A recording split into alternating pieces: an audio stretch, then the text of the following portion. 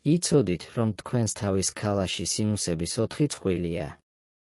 ეს არის ჰაერით სავსე ღრუები, რომლებიც ლორწოვანი გარსითაა ამოფენილი. ისინი სახისა და თავის ქალის სხვადასხვა ნაწილში მდებარეობენ. სინუსები მნიშვნელოვან როლს ასრულებენ. ისინი ამსუბუქებენ თავის წონას, გამოიმუშავებენ ლორწოს ცხვირის ნესტოების დასატენიანებლად და გვეხმარებიან ხმის რეზონანსში.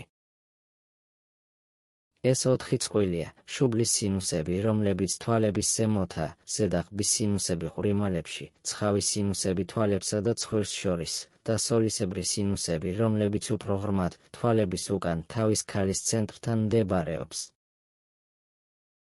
პრობლემები ხშირად მაშინ ჩნდება, როდესაც ეს ღრუები იბლოკება ან ინფიცირდება.